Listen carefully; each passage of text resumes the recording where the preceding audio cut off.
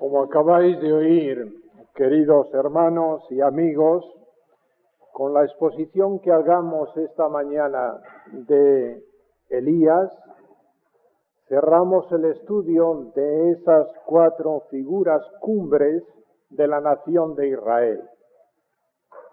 Pero si solamente dijésemos esto, todos comprendemos que no hemos dicho toda la verdad. Porque esas 4 grandes figuras, esas figuras cumbres, no son meramente el exponente de un pueblo o de una raza, sino son, por decirlo así, 4 grandes pilares, 4 pilares gigantescos de una revelación de Dios al hombre y por el hombre. Y sobre esta revelación de Dios al hombre por el hombre, como ya se apuntaba ayer, descansa la revelación más perfecta, la consumación de la revelación de Dios a la humanidad, al hombre, por medio de su Hijo. Era ayer mismo cuando en conversación con unos queridos hermanos estábamos haciendo referencia a los Juanelos, esas 4 grandes pilastras que habéis visto, los que habéis visitado el Valle de los Caídos. A la entrada del Valle de los Caídos encontraréis que allí hay 4 grandes pilastras de granito, 4 grandes columnas. Y los llaman los Juanelos, porque precisamente fueron construidas por Juanelo.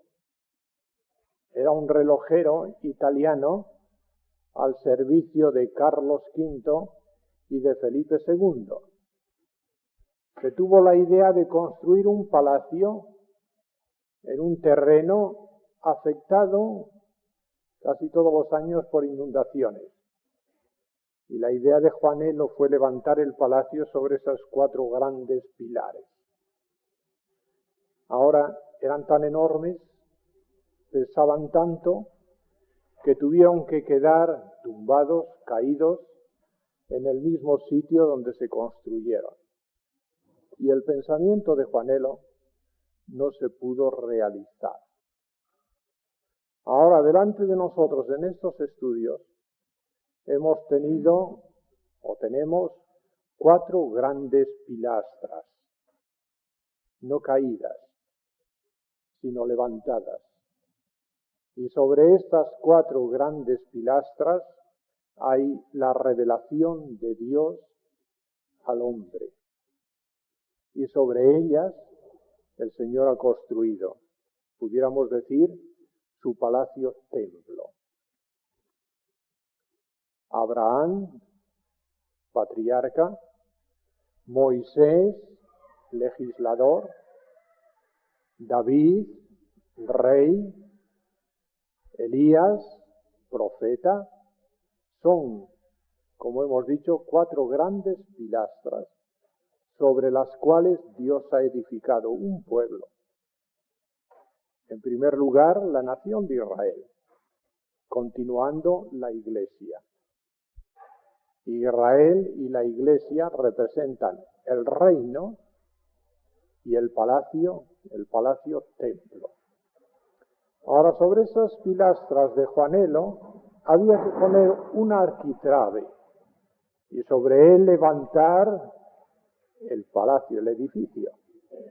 Ahora, sobre esta revelación de elemento humano que el Señor en su misericordia escogió, arrancó de la cantera del mundo a estos 4 grandes hombres, había que colocar, y se colocó, la piedra del ángulo, porque es en Cristo en quien se consuma la revelación que se inicia en estas 4 grandes figuras. Y sobre Cristo, sobre esta piedra, edificaré mi iglesia. Y en las visiones del Apocalipsis, las conocéis todos, la misma iglesia, y aún hoy día es el templo del Espíritu Santo. es el templo de Dios. Dios morará en ellos y ellos morarán con Dios.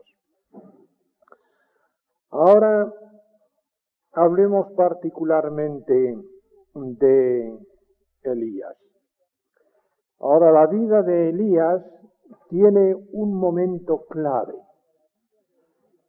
Pudiéramos decir un momento de crisis. Pero esa crisis es clave y divide la vida del profeta, la vida de este siervo de Dios, en dos etapas. Vamos a decir la primera hacia Oreb, monte de Dios, y la segunda etapa después de Oreb, el monte de Dios. Este momento clave en la vida del profeta se registra en el capítulo 19 del primer libro de Reyes. Interesaría leerlo todo, pero por amor a la brevedad vamos a leer desde el versículo 9.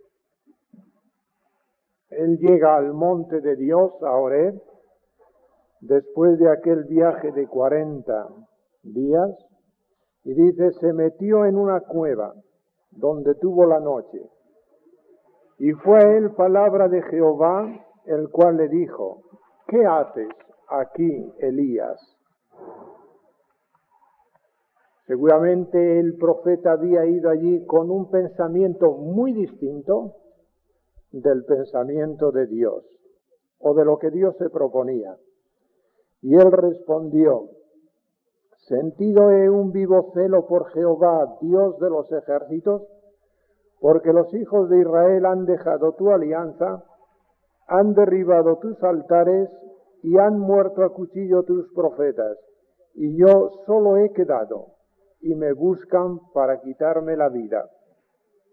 Y él dijo, sal fuera y ponte en el monte delante de Jehová. Y he aquí Jehová que pasaba, y un grande y poderoso viento que rompía los montes y quebraba las peñas delante de Jehová. Mas Jehová no estaba en el viento. Y tras el viento un terremoto, mas Jehová no estaba en el terremoto. Y tras el terremoto un fuego, mas Jehová no estaba en el fuego. Y tras el fuego un silbo apacible y delicado. Y cuando lo oyó Elías, cubrió su rostro con su manto, y salió y paróse a la puerta de la cueva. Y he aquí llegó una voz a él diciendo, ¿qué haces aquí, Elías? Y él respondió, sentido he un vivo celo por Jehová, Dios de los ejércitos, porque los hijos de Israel han dejado tu alianza, han derribado tus altares, han muerto a cuchillo tus profetas, y yo solo he quedado, y me buscan para quitarme la vida. Y le dijo Jehová, ve y vuélvete por tu camino, por el desierto de Damasco. Llegarás y ungirás a Hazael por rey de Siria, a Jehú, hijo de Nimsi, ungirás por rey sobre Israel, y a Eliseo, hijo de Safat, de Abel-Meula, ungirás para que sea profeta en lugar de ti. Y será que el que escapare del cuchillo de Hazael, Jehú lo matará. Y el que escapare del cuchillo de Jehú, Eliseo lo matará. Y yo haré que queden en Israel 7,000, todas rodillas que no se encorvaron a Baal, y bocas todas que no le besaron. Y partiéndose él de allí, halló a Eliseo, hijo de Safat, que araba con 12 yuntas delante de sí, y él era uno de los 12 gañanes. Y pasando Elías por delante de él, echó sobre él su manto. Ahora, pudiéramos preguntar, ¿en qué situación, en qué estado de ánimo llegó el profeta a este monte de Dios, Oreb, al Sinaí?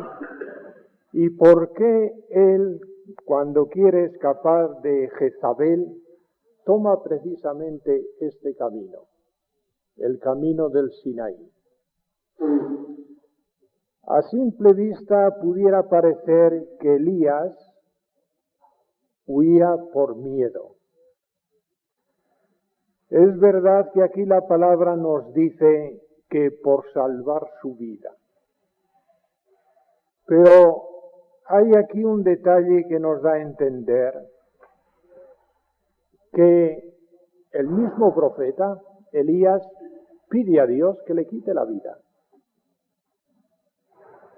Esto nos da a entender que seguramente, más bien ciertamente, había otra razón de esta huida, o mejor dicho, de esta marcha, de este viaje hacia el monte Sinaí, hacia el monte de Dios, Horeb. Me parece que aquí podemos ver en el profeta un siervo de Dios que ha hecho todo cuanto un siervo de Dios puede hacer, hasta hacer que descienda fuego del cielo, hasta impedir que sobre la tierra venga la lluvia durante 3 años y medio. Un hombre que con un vivo celo ha puesto a disposición de la causa de Dios todo lo que es y todo lo que puede, y ahora ve que su labor parece inútil, que no ha conseguido nada. Y hay en el ánimo de este hombre eso que llamamos decepción. Es un hombre decepcionado, que cree que no vale la pena seguir adelante. Y le dice al Señor, ahora quítame la vida. Indudablemente él no tiene miedo a morir, pero no quiere que sea precisamente Jezabel, esta mujer malvada, quien le quite la vida. Sabe que la vida pertenece a Dios, que Él es siervo de Dios, delante del cual estoy y al cual sirvo, y no tiene miedo de morir, pero que sea Dios quien le retire del servicio, quien le quite la vida. De manera que le vemos aquí decepcionado. Y entonces el Señor le dirige sus pasos precisamente a un punto que el mismo profeta buscaba, pero en un punto donde Dios le hace ver la gran verdad que el profeta había arrancado ya en el monte Carmelo de los labios del pueblo. Conocéis todos lo que sucedió en aquel monte, en el monte Carmelo. Después de aquellos 3 años y medio de hambre, el mismo profeta busca a Acab.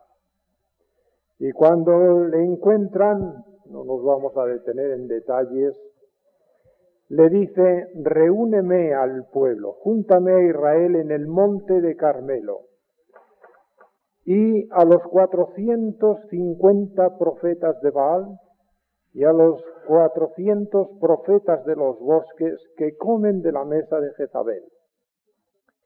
Y Acab, aquel hombre, aquel rey que quería matar al profeta, le obedece tan sencillamente, tan mansamente, y allí en la cumbre del Carmelo reúne a Acab a la nación de Israel.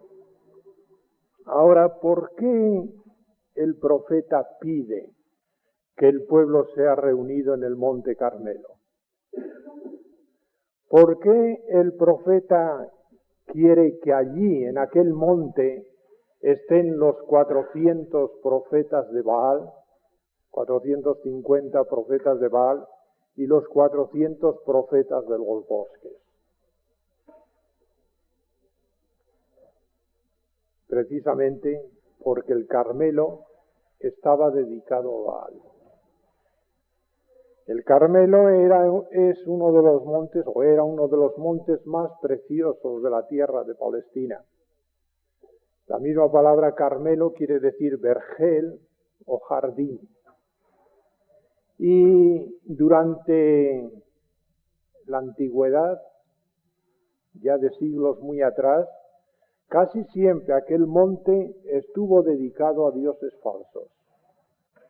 Y ahora que Jezabel, al casarse con Acab, lleva a la nación de Israel a una idolatría completa y establece el culto de Baal, este monte de Baal fue considerado como el gran monte o la gran mansión o el gran altar que la nación dedicaba a Baal. Y Baal, el dios del fuego. Se le adoraba por medio del fuego. Y ahora el profeta quiere atacar a este dios falso en presencia del pueblo, precisamente en su recinto, en el punto clave de su adoración. Y por eso pide que se le reúna al pueblo allí en el Monte Carmelo. Todos los detalles de esta escena tienen su gran valor, porque lo que propone el profeta Elías es precisamente esto, que el dios Baal o el dios Jehová respondan con fuego. Baal, el Señor, el gran Dios, el Dios del fuego, que responda con fuego. Allí delante de él hay un altar, una víctima. Ahora, que responda con fuego. Y los detalles de la escena les conocéis perfectamente. Desde la mañana hasta el mediodía y ya entrada la tarde, aquellos 450 profetas de Baal se esfuerzan por clamar a su Dios y no hay respuesta. El sol va ascendiendo y ascendiendo y ascendiendo, llega a su cenit, al momento de mayor fuerza, y no desciende ni una sola chispa de aquel sol que adoraban en el culto a Baal. Entonces el profeta, ya sabemos cómo se burla de ellos. Pero al llegar la caída de la tarde y al llegar el momento del sacrificio que marcaba la ley, el sacrificio de la tarde, el profeta mira allí el altar que en alguna ocasión estaba dedicado al Señor, también en aquel monte, el altar de Jehová, arregla sus piedras y prepara la víctima sobre la leña y no tiene que hacer más que una breve invocación, una sencilla oración. Respóndeme para que este pueblo vea, para que este pueblo crea. E instantáneamente allí viene el fuego desde la presencia del Señor, o por lo menos enviado por el Señor. Consume la víctima, consume la leña, consume las piedras, lame el agua de la reguera. Y entonces el pueblo cae sobre sus rostros y exclama: Jehová es el Dios. Esta es la declaración que el siervo de Dios arranca de los labios de aquel pueblo. Jehová es el Dios. Pero el profeta no queda contento. Como profeta tenía visión y veía que si verdad los labios habían pronunciado Jehová es el Dios, todavía el corazón de aquel pueblo no estaba ganado para Dios. No estaba ganado para Dios. Y de aquí viene su decepción. Más tarde, él oye las noticias de que Jezabel busca su vida. La amenaza de Jezabel. Cuando Acab dio la noticia de lo que Elías había hecho, matando a aquellos 850 profetas falsos, Jezabel hace un juramento. Dice, así me hagan los dioses. ¿Qué dioses? Los que ella conocía, los que ella adoraban. Y así me añadan, si mañana a estas horas yo no haya puesto tu persona como la de uno de ellos.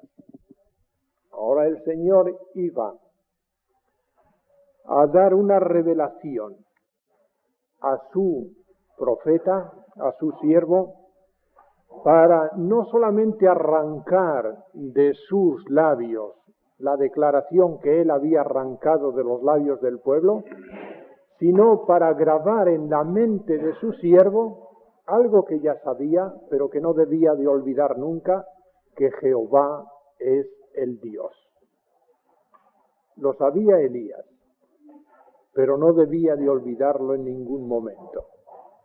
Y ahora, queridos hermanos, este es el punto al cual yo quisiera que llegásemos nosotros.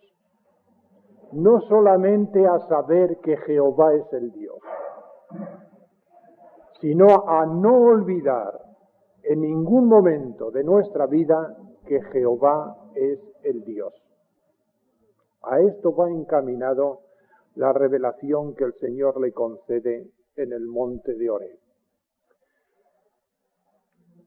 El profeta deja la tierra de Israel, desciende hasta el sur, llega a Berseba, el pozo del juramento, y allí queda a su criado. Y él sigue caminando hacia el sur en busca del Sinaí. Ahora, ¿para qué va al Sinaí? ¿Por qué no va a otro sitio? Pudiera haberse escondido en otro lugar o haber buscado otro lugar.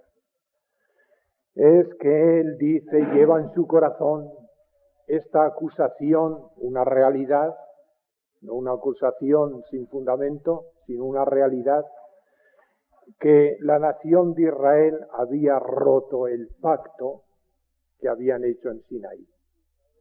Y allí en el punto donde el pueblo se comprometió delante de Dios a guardar la ley, todo lo que Jehová dijere, haremos. Allí en aquel mismo punto donde hubo la gran promesa del pueblo, quiere el profeta ir a vivir sus últimos momentos. Pero ¿qué es la experiencia por la cual el Señor le hace pasar?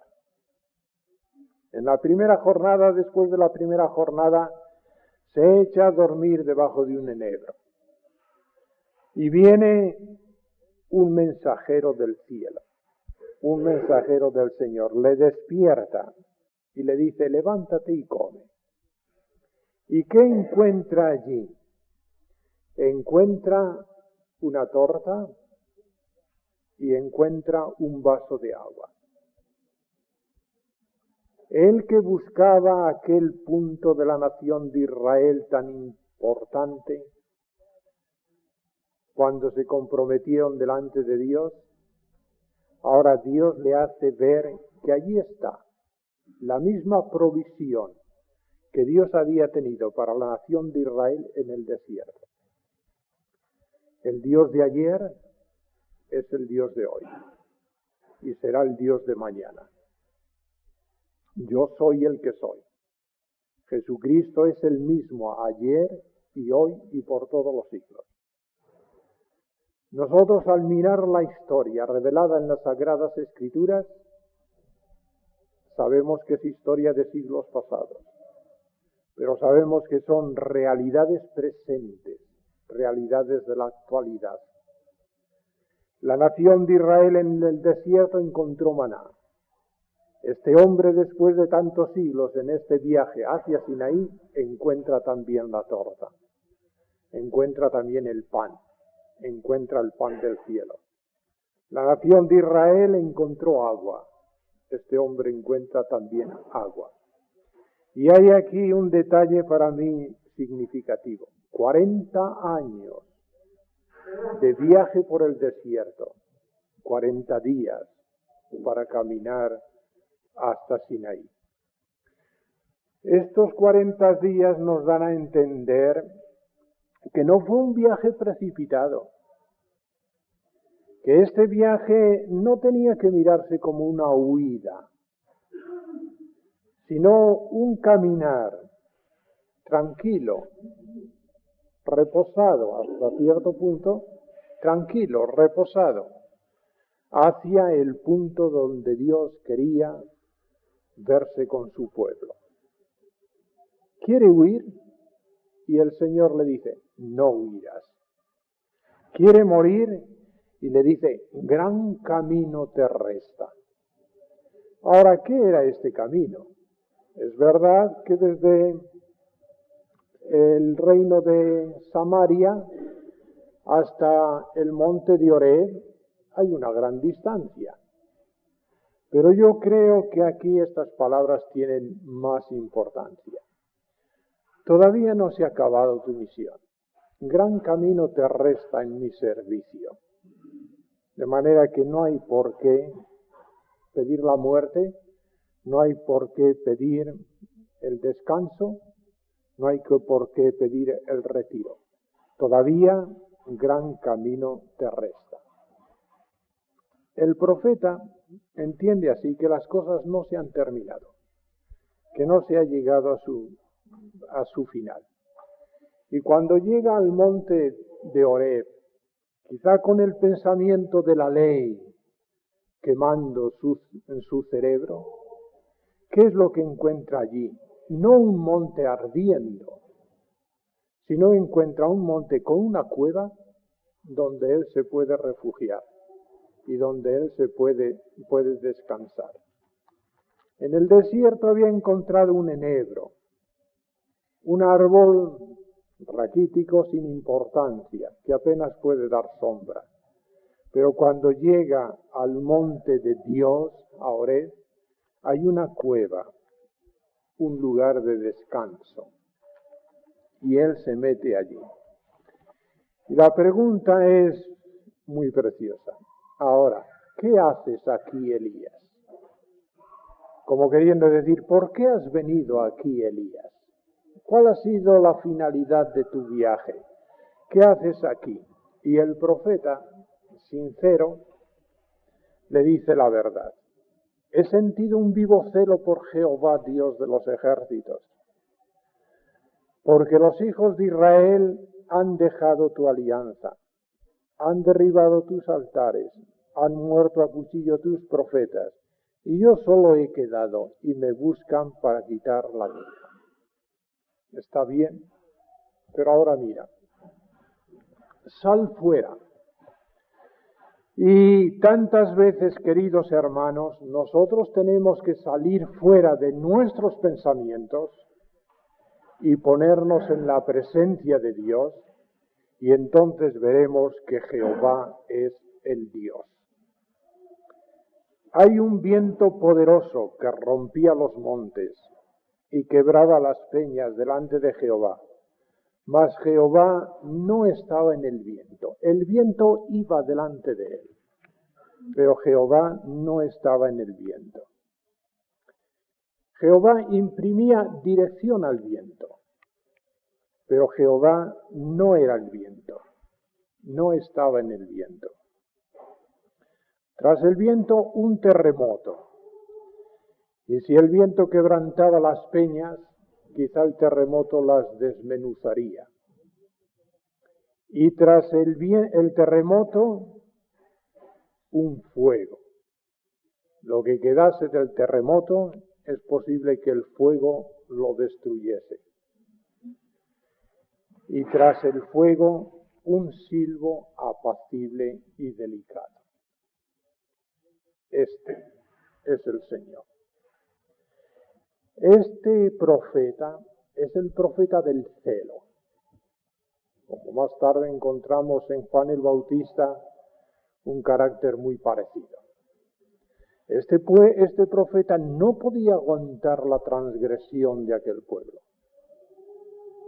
Y cuando él ve cómo la idolatría invade la nación de Israel y cómo a la cabeza de aquel reino está un Acab débil pero malvado, y una Jezabel fuerte y más malvada que su marido, cuando parece que la inundación de la idolatría ha dominado por completo la nación, él cree que ya no hay nada que hacer. Siente primeramente aquel vivo celo y pide el castigo de aquella sequía de los 3 años. Vosotros que adoráis al sol, vosotros que adoráis al cielo, ahora veréis, adoráis al sol y adoráis al fuego, ahora veréis cómo ese cielo se cierra y como vuestro Dios Baal no puede abrirle. No tendréis lluvia ni rocío, sino por mi palabra. ¿No veis aquí cierto atrevimiento? Y el celo sí nos hace a veces atrevidos, pero a veces también nos ciega. Y nosotros necesitamos en todos los momentos de nuestra vida celo, pero con visión, no celo ciego. No el corazón y el pensamiento ardiendo y los ojos cerrados. Pero si arde el corazón y arde el pensamiento, que los ojos estén bien abiertos y contemplando precisamente lo que Dios nos quiere revelar. Hay aquí el viento. Y ya recordamos aquellas palabras de nuestro bendito Salvador. El viento de donde quiere sopla y oyes su sonido. No sabes de dónde viene ni a dónde va. Pero sin embargo, aunque no sabes de dónde viene ni a dónde va, notas que el viento tiene un camino. Jehová es el Dios y Él imprime camino a todas las cosas. Esto es lo que va delante de Él en su revelación. Llegará una eternidad en que nosotros le veremos cara a cara y veremos esa maravilla tan grande de que efectivamente Dios es amor. Es el Dios del silbo dulce, apacible y delicado. Pero las circunstancias, hasta cierto punto podemos decir, obligan a que antes del silbo dulce, apacible, delicado, Dios tenga que mandar delante de sí el viento y encaminar la historia de esta nación, de esta pobre raza, la humanidad, por el camino, que Él sabe dónde principia y Él sabe dónde ha de acabar. Y nosotros no podemos notar más que una parte del curso de los acontecimientos de esta humanidad. Pero los siervos de Dios, que tienen visión, saben que todas las cosas están en las manos de Dios y que Dios imprime dirección a las cosas y un cauce que nadie puede estorbar. Ahora, frente a este viento dirigido por el Señor, hay otra cosa en la historia de este profeta, la inundación. El viento es camino en el cielo, en las alturas. La inundación es camino en la tierra. Y la nación de Israel había sido inundada por la idolatría. ¿Y sabéis lo que es la idolatría? Es precisamente aquello que quiere suplantar a Dios, sustituir a Dios. Y el autor de la idolatría es Satanás. Satanás es el gran usurpador. Satanás quiso introducir la idolatría en el cielo. Fue destronado. Allí no hubo idolatrías ni idólatras. Él, la criatura, se quiso sentar en el trono de Dios y ser Dios. Cuando ve una creación preciosa y sobre esta creación al hombre, en Edén, allí en Edén, él logra introducir la idolatría. Seréis como Elohim, seréis como dioses. y la humanidad, podemos decir, ha sido invadida por la idolatría. Y la nación de Israel, que debía haberse visto libre de esta inundación, pues debido a Acab y debido a Jezabel, sufrió en aquellos momentos, en aquel periodo, uno de los momentos y de los periodos más espantosos de idolatría, con el culto a Baal. Encontraréis aquí los 450 profetas de Baal y los 400 profetas de los bosques, de Astarot. Y el culto a Astarot era un culto inmoral, como casi todos los cultos de idolatría. El culto a Baal era un culto cruel. El culto a Astarot era un culto desmoralizador. A Baal se le sacrificaban víctimas vivas, echadas al fuego, y principalmente niños. Cuando llegaban las grandes fiestas de Astarot, dedicadas a la naturaleza, casi siempre se celebraban en las cumbres de los montes donde había bosques. Por eso en las Sagradas Escrituras muchas veces cuando leemos bosques, casi se puede sustituir por el nombre de alguna de las divinidades paganas y falsas que se adoraban en aquel entonces.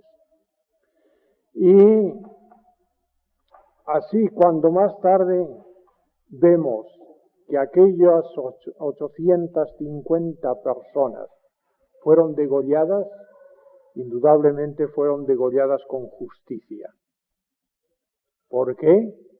Porque ellos eran los culpables de la muerte de, iba a decir centenares, debemos decir miles, de criaturas inocentes que durante el reinado de Acab y de Jezabel y aún antes habían venido siendo sacrificadas sistemáticamente en todas las fiestas, en los calendarios de fiestas paganas. Eran culpables estos hombres de la muerte de millares de vidas inocentes. En la nación de Israel se dieron todos los pecados abominables de los pueblos de alrededor. Estos 400 profetas de Astarot mantenían este culto de inmoralidad. Eran culpables no solamente de la muerte física, sino de la muerte espiritual y de la muerte moral de aquella nación que el Señor había escogido para sí. La inundación era completa, la inundación de la idolatría. Pero el profeta tiene que saber esto: Jehová es el Dios.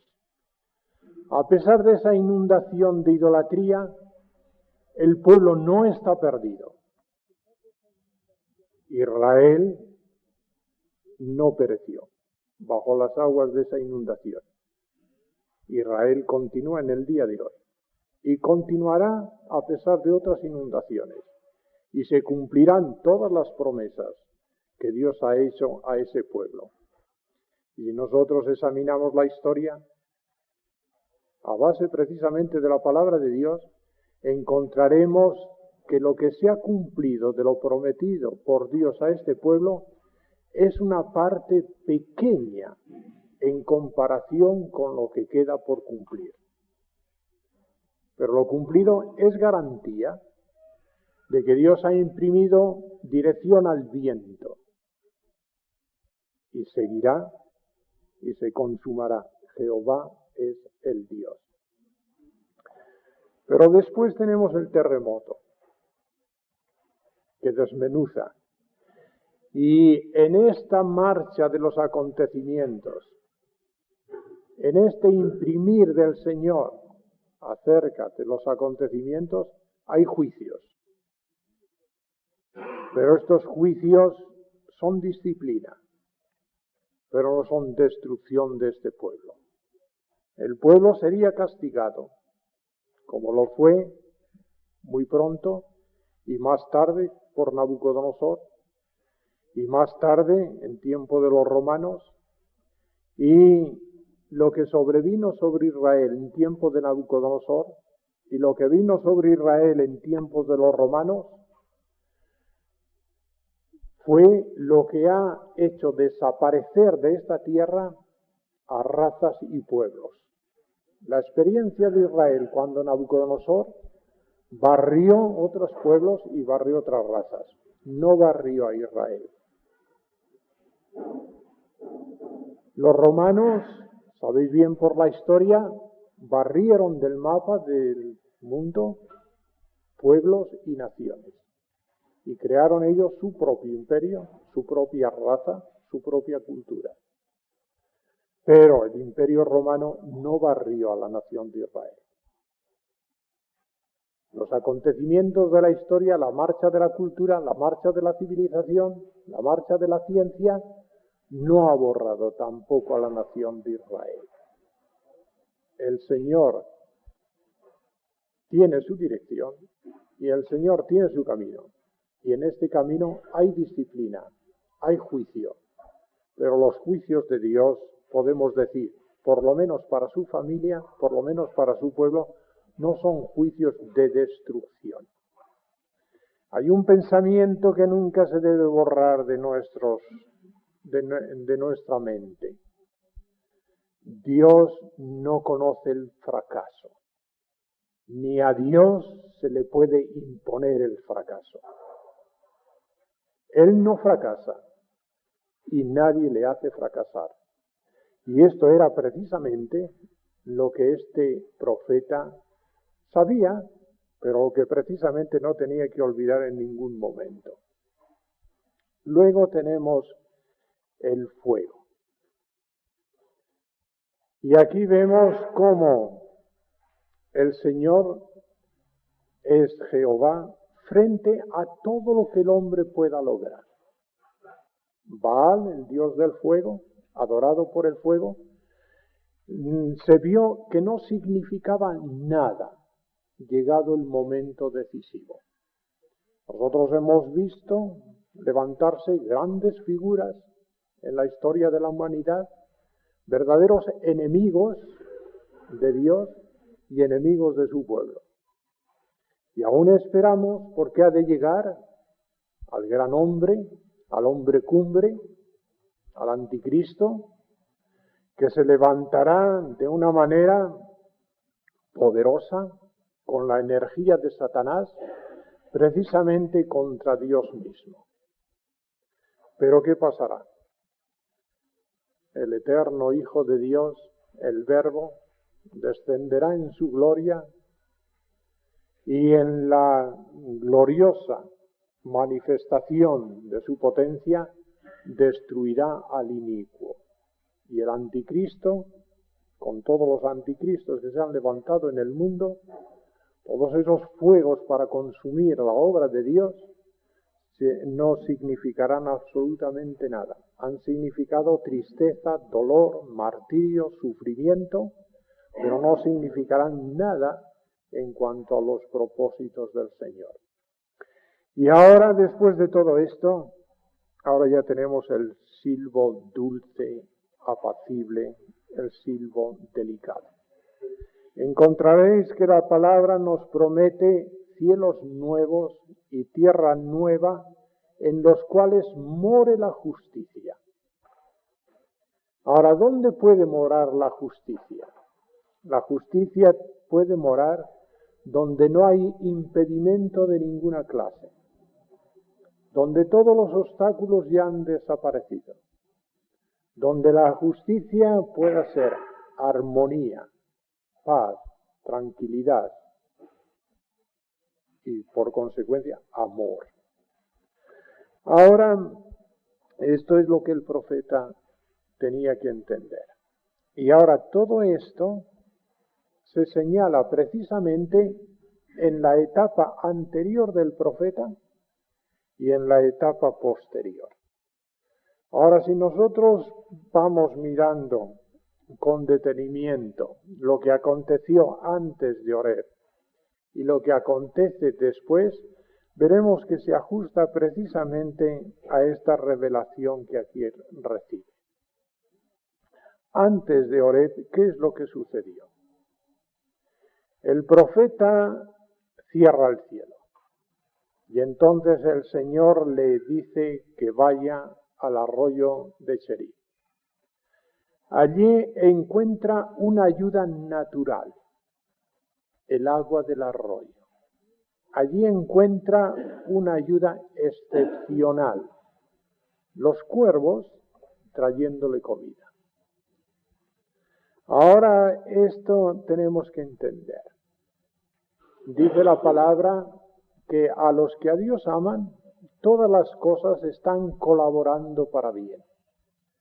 Y para los que aman a Dios, para los hijos de Dios, para los escogidos y los que también están en los propósitos de Dios ser glorificados, todas las cosas colaboran, actúan, trabajan para bien. Tanto las naturales como las excepcionales. Tanto lo que pudiéramos decir natural como lo milagroso. Y esta primera experiencia del profeta frente a las dificultades creadas por él mismo, al cerrar los cielos, hay un arroyo que corre. Y luego hay unos cuervos que le traen la carne, que le traen la comida. Y así por algún tiempo el profeta es alimentado.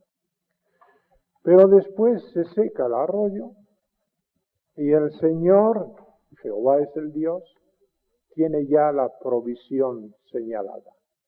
Ahora el arroyo se ha secado, vete a Sarepta de Sidón, a una mujer viuda.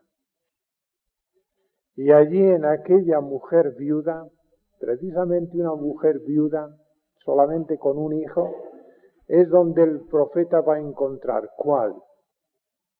Pues yo voy a decir esto, el silbo dulce, apacible, delicado. Allí en un lugar seguramente humilde, un rinconcito tranquilo, donde de verdad se desarrollaría una vida de amor, una vida de cariño, una vida de confianza, una vida de tranquilidad. ¿Por qué? Porque la provisión del Señor no faltaba. No faltó la harina, ni faltó tampoco el aceite. Cada día aquel panecillo había para el profeta, para la viuda, para su hijo. La tranquilidad, el silbo dulce, apacible y delicado. Pero en aquel hogar tranquilo entra la muerte y arrebata al niño. ¿Y qué podemos nosotros hacer ante la muerte? Ante la muerte podemos decir que todo está ya perdido, pero Jehová es el Dios y la muerte es vencida en aquel lugar tranquilo, dulce, apacible, y el niño es otra vez restituido a su madre. De manera que el profeta en los días anteriores casi tuvo una visión muy similar a lo que se concentra, se concreta en la visión de Horeb, allí en el monte de Dios. Luego después, los acontecimientos que siguen, encontraréis que casi van coincidiendo con esta revelación del viento, del terremoto, del fuego y del silbo dulce y apacible. O por lo menos quedan bien grabadas, iba a decir con letras de fuego, estas palabras: Jehová es el Dios. En el capítulo 20 encontramos el pensamiento de Ben-Hadad. Ben-Hadad quiere traer una nueva invasión sobre la tierra de Israel. Ya hemos tenido la tierra de la invasión de la idolatría, en el capítulo 20. Y quiere hacer guerra a Acab. Pero Ben-Hadad es derrotado 2 veces. Cree que el Dios de Israel es Dios de los montes, pero no de las llanuras. Entonces vamos a atacar a Israel en la llanura. sale victorioso Israel. Ah, no, entonces Jehová será el Dios de las llanuras. Vamos a atacarle en el monte. Y entonces encuentra Ben-Hadad que Dios, Jehová, es Dios en el monte y en la llanura. Jehová es el Dios.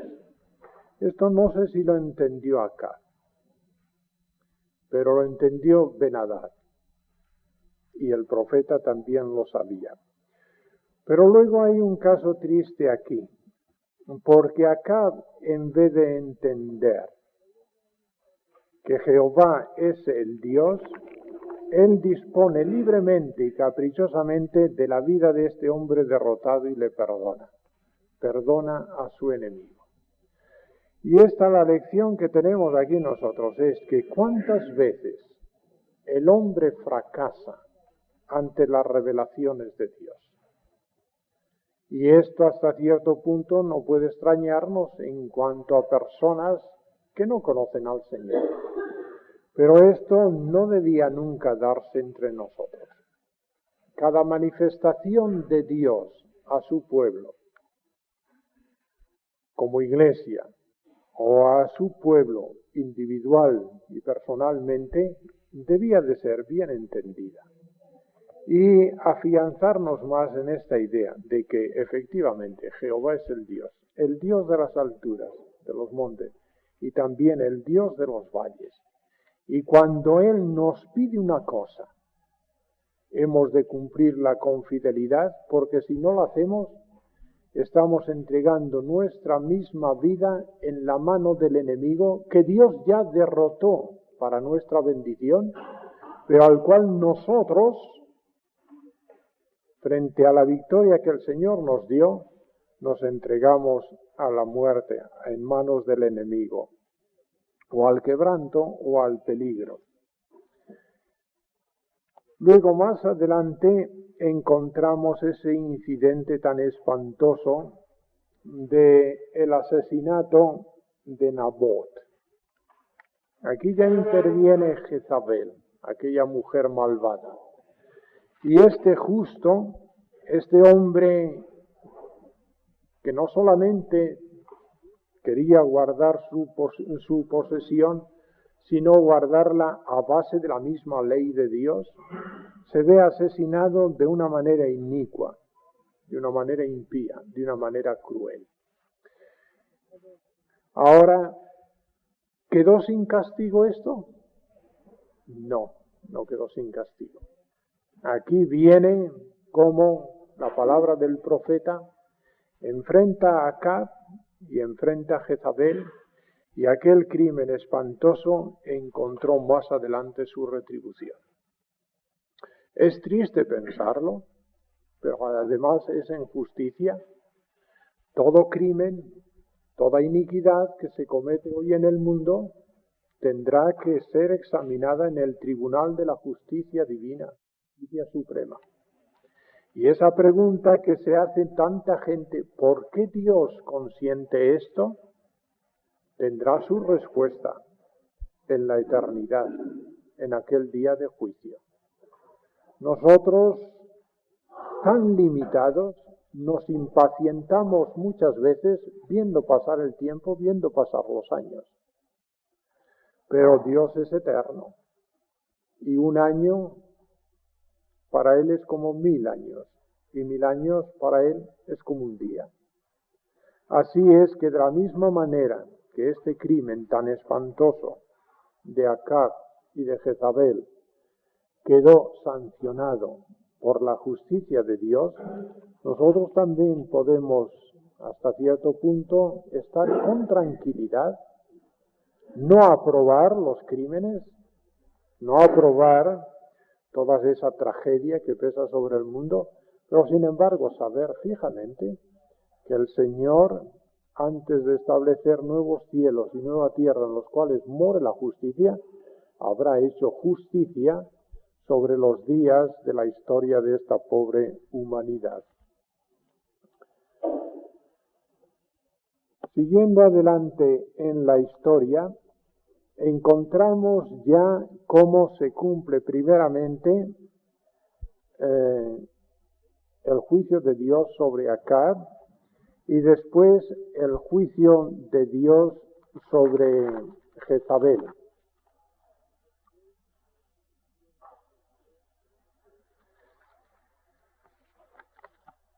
Pero hemos de volver por un momento al capítulo 19. Y tal vez os haya parecido un poco extrañas las palabras que el Señor agrega después de su revelación. Dice, ve, vuélvete por tu camino. Ahora, desanda este camino que has andado, por el desierto de Damasco. Llegarás y ungirás a Hazael por rey de Siria. A Jehú, hijo de Nimsi, ungirás por rey sobre Israel. Y a Eliseo, hijo de Safat, de Abel-Meula, ungirás para que sea profeta en lugar de ti. 3 personas ungidas. Ahora, el profeta había estado en el monte de Dios, Horeb. Ahora le manda el Señor que vaya al desierto de Damasco.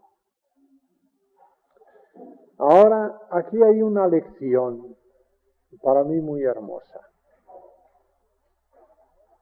Nosotros en nuestro contacto con el mundo no hay garantía de ninguna clase si no es después de haber estado en el monte de Dios, en Horeb.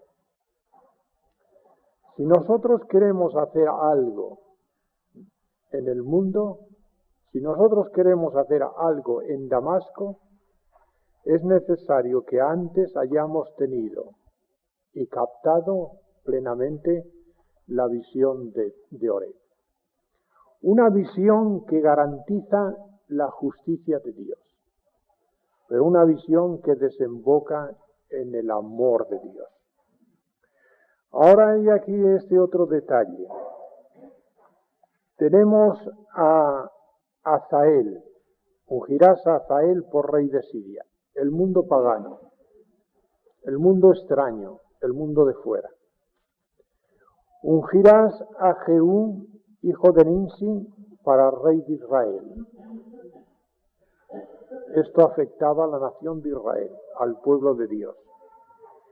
Y ungirás a Eliseo para que sea profeta en lugar de ti, podemos decir después de ti, que afectaba el ministerio de Dios en su pueblo y en el mundo gentil.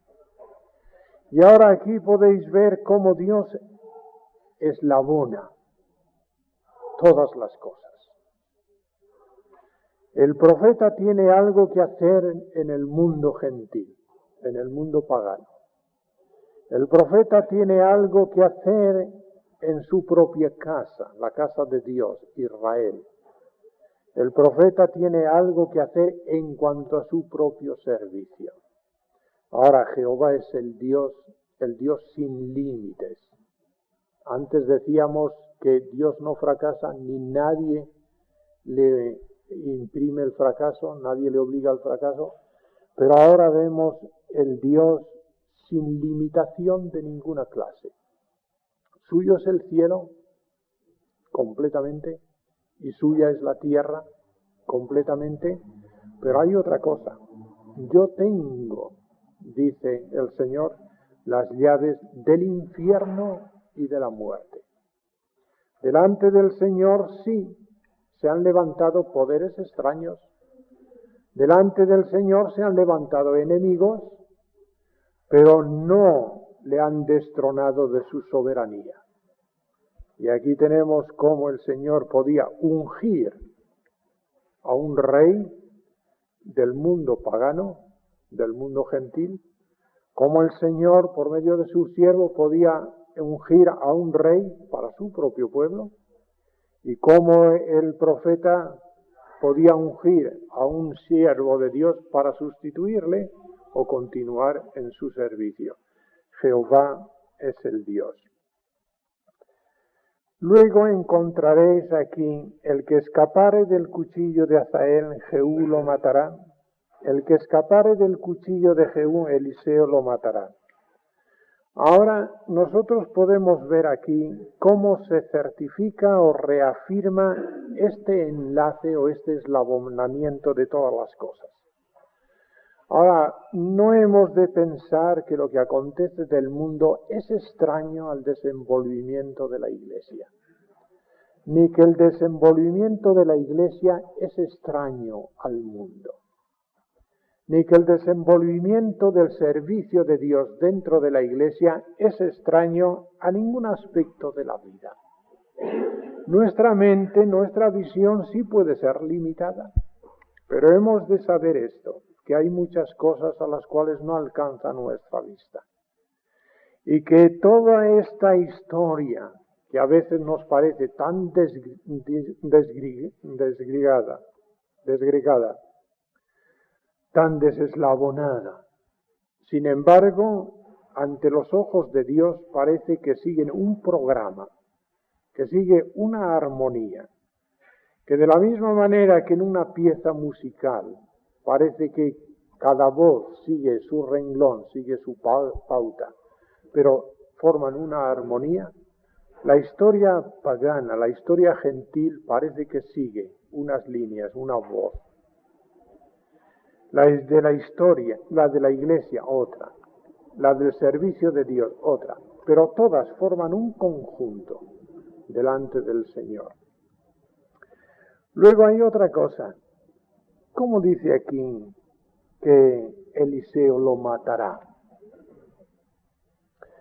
Las armas de Hazael eran armas carnales. Las armas de Jehú eran armas carnales. Las armas de Eliseo eran precisamente la palabra. Y ya sabemos que la palabra de Dios se ha comparado a una espada aguda de 2 filos, que después de todo es la espada más eficaz. La palabra de Dios penetra hasta donde no puede entrar un cuchillo. La palabra de Dios penetra hasta donde no puede entrar un puñal. El puñal queda envainado en la carne. La palabra de Dios va hasta el alma, hasta el espíritu. Y así podemos ver aquí la eficacia de la palabra del Señor, de la palabra que Él ha encomendado a sus siervos.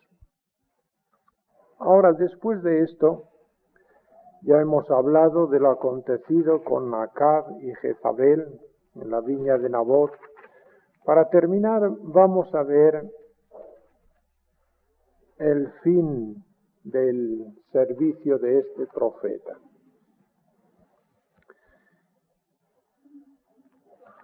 El fin de este profeta tiene un gran significado para nosotros. Es el triunfo completo de esto que nos enseña de esta revelación. Jehová es el Dios.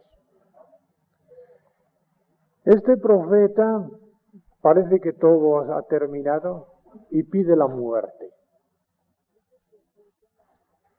¿Qué hubiera querido él en aquellos momentos? Que Dios hubiese tomado su alma y que hubiese quedado allí, quizá insepulto su cuerpo. Pero ¿cuál era el pensamiento de Dios acerca de este hombre? De este hombre que buscaba una muerte corriente, común. Encuentra no una muerte, sino un final de su peregrinación como jamás él lo pudiera haber soñado ni pensado. No creo yo que en aquellos momentos de viaje hacia el Sinaí se le hubiese ocurrido a Elías, aunque era profeta, que el Señor tenía para él aquel carro de fuego y aquel arrebatamiento tan glorioso. Este es el profeta que en la cumbre del Carmelo vence al Dios del fuego. Y ahora cuando él termina su vida en esta tierra, su peregrinación en este mundo, su servicio para el Señor, se le ve la victoria precisamente a base del fuego. Aquel fuego que Dios envió aceptando el sacrificio del profeta, ahora parece que tiene aquí también una confirmación mucho más gloriosa, aceptando el servicio del profeta ya cuando ha llegado al final de su ministerio. Hay fuego victorioso en la primera etapa de su vida y hay un fuego victorioso en el final de esta vida. Pero ahora esto que sucede individualmente con este hombre, esto nos hace pensar precisamente que esto es lo que se cumplirá con la Iglesia, con el pueblo de Dios. Ella será arrebatada de una manera gloriosa. La esperanza de la Iglesia, el fin de la Iglesia, es eso, cuando el Señor aparezca en gloria y libre a su pueblo precisamente de la muerte. Y aun aquellos que han descendido al sepulcro encontrarán en aquel momento también una victoria sublime sobre la muerte. Porque no ya es una resurrección, sino es una resurrección para glorificación. Y aquí tenemos Jehová es el Dios. Jehová es el Dios. Una de las cosas, o la peor de las cosas que introdujo el pecado, fue la muerte. Por el pecado vino la muerte. Y en la muerte se ve toda la potencia del pecado. Se ve el instrumento más fatal de Satanás en la muerte. Y sin embargo, el postrer enemigo que será vencido será la muerte. Y en aquel hogar de Sarepta de Sidón termina la escena con el triunfo del profeta sobre la muerte. Y al final de la vida de su servicio, encontramos el triunfo del profeta sobre la muerte. Así es que, queridos hermanos, la gran lección para mí, al repasar esta vida, es lo que ya os he dicho. Jehová es el Dios. Nosotros tenemos gran necesidad de no olvidar esto. Estamos en unos momentos de nuestra historia, de nuestras experiencias, en que muy bien pudiéramos nosotros desmayar. Fijaros, yo no quiero extralimitarme, pero fijaros si no se da en nuestras circunstancias algo muy parecido a la nación de Israel en tiempos de Acab y Jezabel. Una mujer extranjera que se casa con un rey de la nación de Israel, le domina completamente y viene una persecución terrible y espantosa sobre el pueblo de Dios. Los profetas de Dios quedan inutilizados y Abdías tiene que esconderles en cuevas de 50 en 50. No hay testimonio público de los profetas de Dios. Baal reina, Baal impera, Baal invade y Baal es sostenido por una Jezabel, por una fuerza extranjera. Ahora, la Iglesia de Dios, como ya he dicho antes, delante de ella se han levantado poderes extraños. No me estoy refiriendo a personas, ¿verdad? Quiero que me entendáis bien.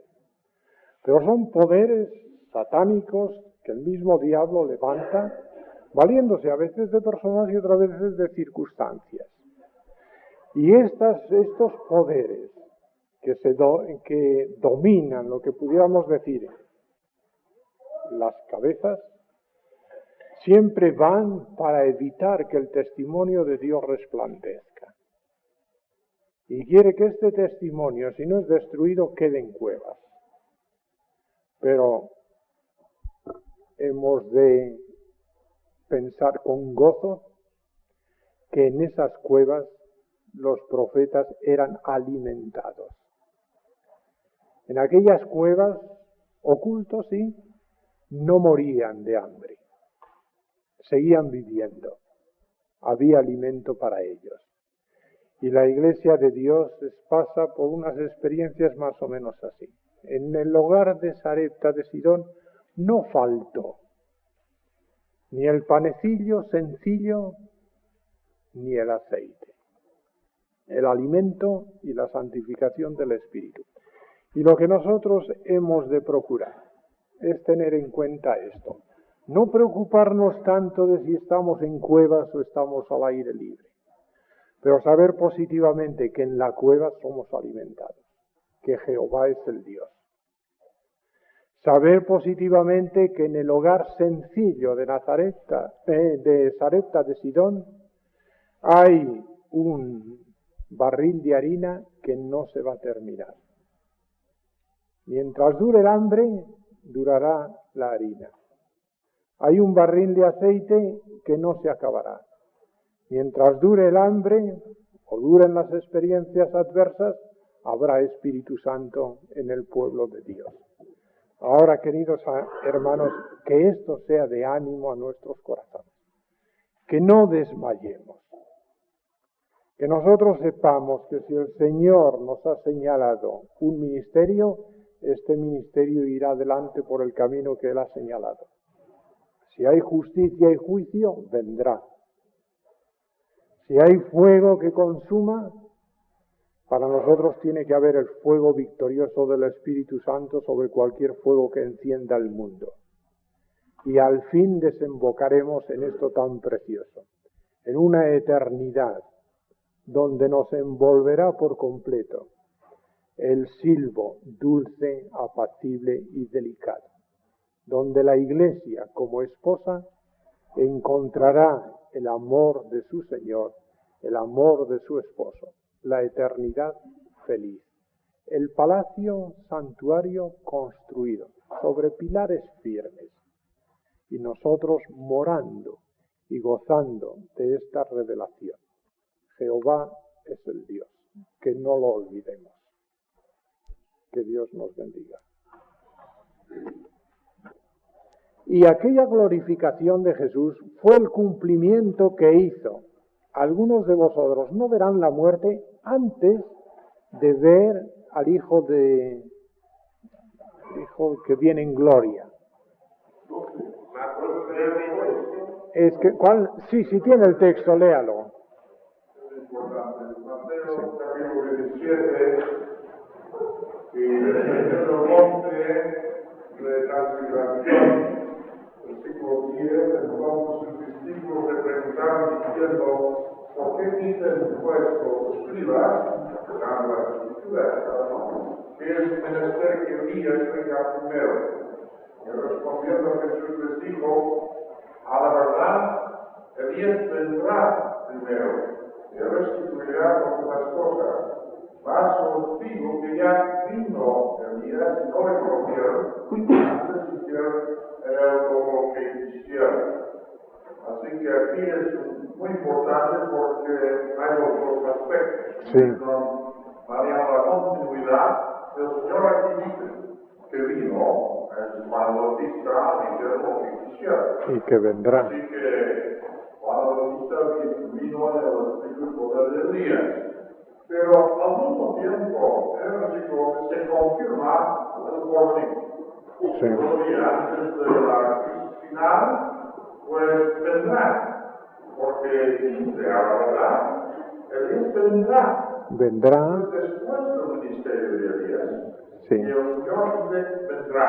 Vendrá. Vendrá Y vino. Así que vino una persona de Juan el Bautista para esta misión, pero hay otra misión después, sea él o sea otro Juan el Bautista. El hecho de que Juan el Bautista era Elías, pero también era Juan el Bautista, casi nos da una idea que el profeta último, pues podrá ser otro, pero también en el espíritu de Elías. Vino y vendrá. Esto, debemos fijarnos en esto, que Elías aparece en momentos de crisis y hasta cierto punto para solucionar una crisis. El reino de Israel se disgregó de la casa de David. Y no solamente hubo una separación, sino hubo una entrega completa a poderes extraños. Porque ya hemos visto que Jezabel, pagana, es verdaderamente quien reina sobre Acab. La corona verdaderamente estaba sobre la cabeza de Jezabel, o por lo menos el cetro, el poder. De manera que aquí era un momento de crisis para el pueblo de Dios. Esta disgregación no fue simplemente separación, sino fue una invasión de poderes extraños. Y entonces aparece ese gran hombre llamando al arrepentimiento y trabajando no en Judá, sino precisamente en Israel. El profeta del celo que llama al arrepentimiento de una manera tan poderosa. En el tiempo de nuestro bendito Salvador, cuando empieza su ministerio, indudablemente hay una crisis en el pueblo. Vemos lo desviados que estaban del pensamiento de Dios aquellos hombres, aquel pueblo, a pesar de toda su religiosidad y a pesar de su patriotismo y de su odio al romano, cuando ellos mismos, debido a las circunstancias de su mente, crucificaron al Señor de gloria. Y ante esta crisis moral, espiritual del pueblo mayormente, se levanta Elías, se levanta Juan el Bautista, con la palabra del arrepentimiento. Ahora, este mundo no ha mejorado. Lleva la senda del desastre y vendrá un momento de crisis para esta humanidad. Y entonces, al principio de ese momento de crisis, habrá un hombre, otro Elías o el mismo Elías, que llame a la nación precisamente al arrepentimiento. Es decir, Dios en los momentos de crisis siempre busca una solución de bendición por medio de sus siervos. Luego hay otra cosa. Algunos creen que los dos testigos de que se habla en Apocalipsis son Enoc y Elías, que son los dos hombres que no vieron muerte. Y la idea es que todos los hombres pasarán por la muerte. Jesús, una vez que o mejor dicho, el Verbo una vez que se humanó, pasó por la muerte para ser el primogénito de los muertos. Para que Él así podemos ver en esto un detalle del completo dominio de Jesús sobre toda la humanidad. Él pasó por la muerte en sustitución de la humanidad, no como consecuencia de sus propios pecados ni de sus transgresiones, sino identificado con la humanidad. Él pasó por la muerte y se hizo, no sé si es un poco atrevida la frase, señor de la muerte, dominador de la muerte, conquistador de la muerte. Oh muerte, yo seré tu muerte. Y la idea es esta, que todos los hombres pasarán por la muerte.